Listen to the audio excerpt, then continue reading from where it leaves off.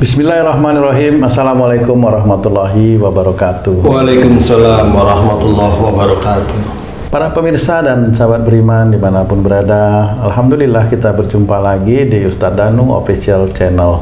Semoga kita selalu dalam lindungan Allah Subhanahu wa Ta'ala. Amin ya Rabbal Alamin.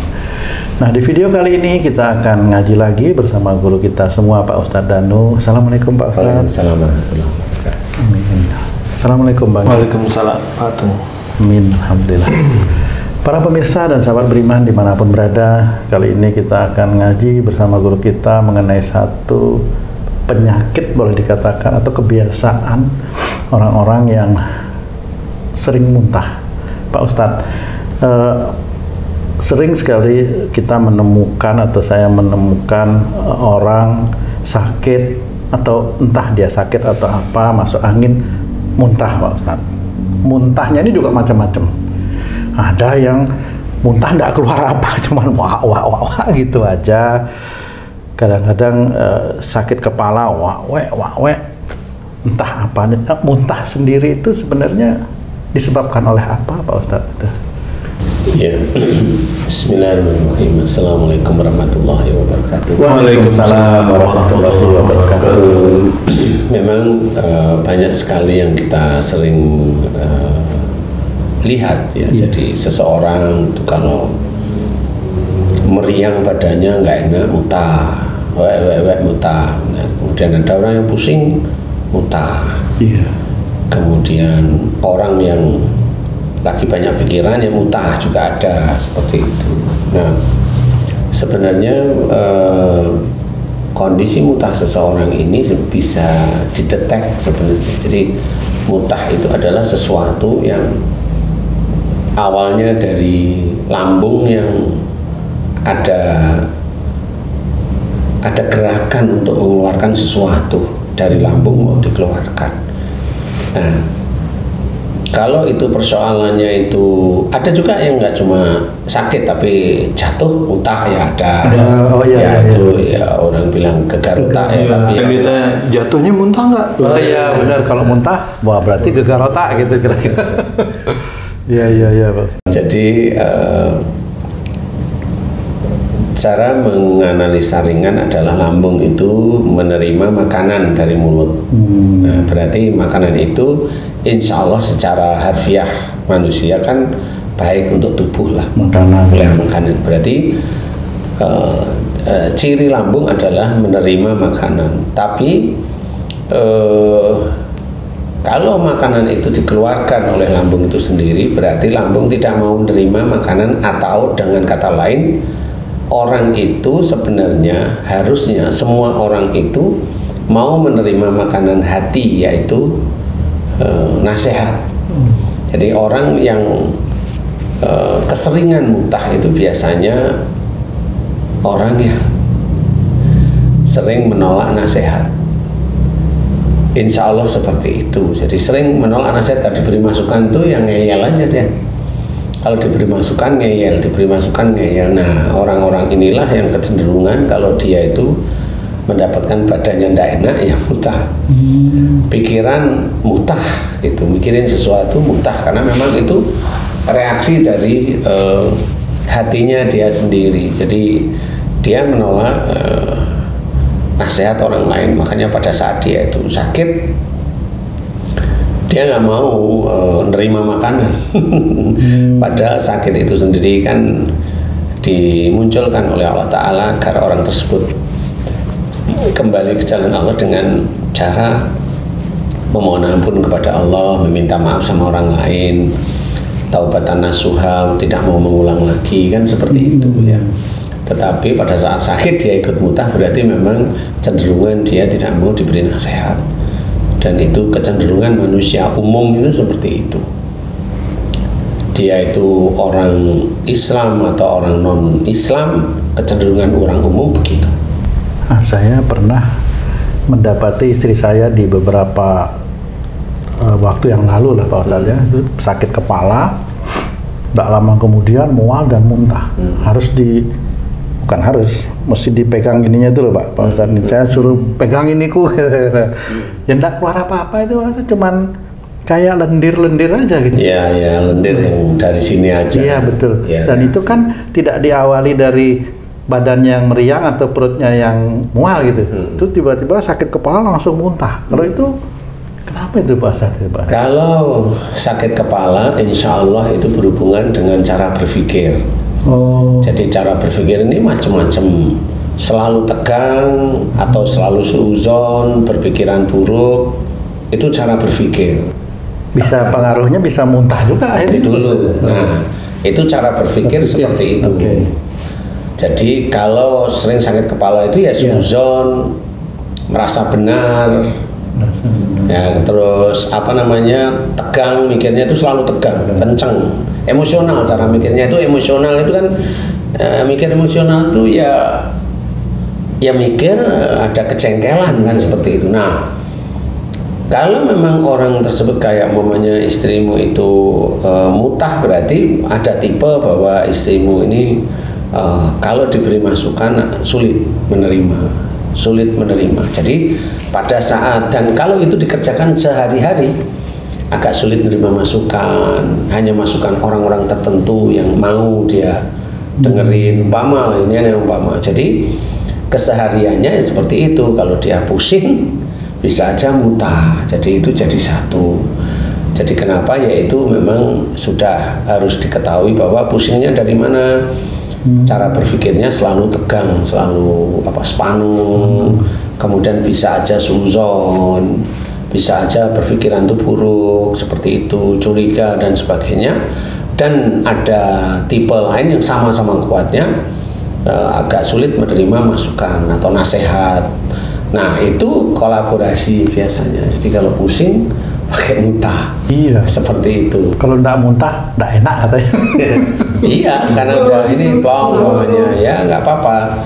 Nah, kenapa seperti itu? Biasanya kalau istrimu itu lagi spaneng itu kalau diberi masukan nggak bisa.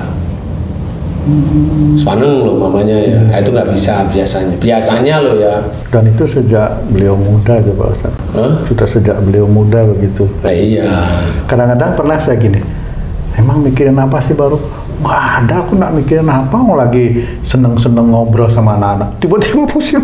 Itu saya juga bingung juga Ya, itu. bisa aja karena itu kan sudah kebiasaan seperti itu. Jadi cuma kalau memang itu ya gimana caranya tidak seperti itu ya harus koreksi. Apa koreksinya? Mikir itu kan tadi mikirnya spaneng, kalau nggak spaneng suuzon, berpikir tidak baik, terus merasa benar atau bagaimana yang itu berhubungan. Kalau sudah spaneng biasanya dikasih masukan susah. Apa itu karena saya Pak Ustadz sebagai Ya suami? bisa aja, atau dari lahir ya bisa, semuanya kan bisa ya, semua ya. Genetik itu juga bisa. Jadi genetik bisa, kemudian karena kamu bisa, macam-macam lah. Masalah itu kan macam-macam ya. Sehingga nah itu harus diselesaikan. Cara menyelesaikan gimana? Coba sekarang belajar untuk kalau diberi masukan oleh siapapun dengerin, itu nomor satu, belajar.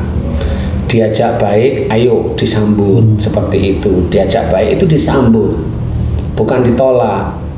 Kan macam-macam. Ada momennya kalau senengannya itu di rumah diajak, yuk keluar yuk ke sini, karena dia senang di rumah ya. Enggak, padahal itu bisa aja untuk sosialisasi, kan gitu. Itu salah satu contoh enggak gitu. Bener, kan itu kan penolakan sebenarnya, padahal itu kan seorang itu butuh sosialisasi gitu, seperti itu. Jadi kalau nggak bersosialisasi akhirnya dia senang di rumah, kemudian kalau ada masalah ngumpet di kamar, kemudian sedih sendiri, kemudian punya suuzon sendiri, mikir, akhirnya skizofrenia atau halusinasi. Makanya sosialisasi tetap dibutuhkan, di semua orang itu dibutuhkan ya, asal sosialisasinya yang baik ya, yang manfaat. Namanya kajian boleh kan seperti itu ya, atau memang ke tempat teman-teman yang memang baik-baik, boleh membicarakan sesuatu yang tidak membicarakan orang lain, silahkan monggo kayak gitu. Itu kan bersosialisasi. Ustadz, kalau ada anak kecil Ustadz Dia sakitnya muntaber Ustaz, sampai dehidrasi, dirawat, diinfus, kasih cairan. Itu apakah orang tuanya juga Ustaz? Insya Allah kalau anak dibawa sebelum akhir balik, insya Allah dari orang tua. Kalau ada muntah sama berak, berarti ini salah satu orang tuanya ini kalau dikasih masukan ini nggak cuma menolak, malah marah. Jadi nggak cuma menolak kan bisa diem, tapi nggak setuju, nggak mau. Bernya itu tanda-tanda marahnya. Iya, beraknya itu tanda-tanda marahnya dia. Jadi kalau dinasihat itu malah nyolot istilahnya. Kalau diberi masukan itu nyolot. Apa ya namanya nyolot ya? Ya Nyolot aja gitu. Ya emosi ya, malah tambah dia yang marah gitu loh. Seperti itu. Jadi itu yang menjadikan anak kecil itu yang muntah berak. Insya Allah seperti itu. Jadi keracunan ya bisa aja keracunan, tapi bukan keracunan biasanya. Itu kan biasanya diawali dari meriang dulu anaknya. Makanan kan dari makanan yang normal-normal aja kan gitu ya. Demam baru mulai dia muntah kemudian berak. Nah ini diambil dari salah satu orang tuanya. Itu kalau orang tuanya tahu, loh ini kok kayak saya, kalau dikasih nasihat selalu malah nyolot, malah emosi, dia langsung menghadap pada Allah Ta'ala, sholat, kemudian mohon ampun jika anaknya muntah berak itu disebabkan karena kesalahan dan dia, jika dikasih masukan oleh orang tuanya. Ini kan kalau anak kecil kan berarti ibu bapaknya masih muda lah. Kalau diberi masukan oleh orang tuanya selalu ngebantah, nolaknya itu nggak cuma diem tapi ngebantah.